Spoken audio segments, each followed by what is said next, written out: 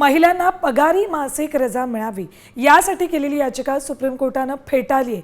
मासिक पाळी रजेचा कायदा करिअरसाठी घातक असल्याची भीती सर्वोच्च न्यायालयानं व्यक्त केली। अगदी मासिक पाळीसाठी पगारी रजा बंधनकारक केल्यास महिलांना संधी नाकारल्या जाऊ शकतात आणि त्याचा करिअरवर परिणाम होऊ शकतो असं निरीक्षण सर्वोच्च न्यायालयानं नोंदवलेलं आहे आणि अशा रजा कायद्यानं बंधनकारक करण्यापेक्षा ऐच्छिक असणं अधिक योग्य असल्याचं मत सरन्यायाधीश सूर्यकांत यांनी याचिका फेटाळताना व्यक्त केलेलं आहे।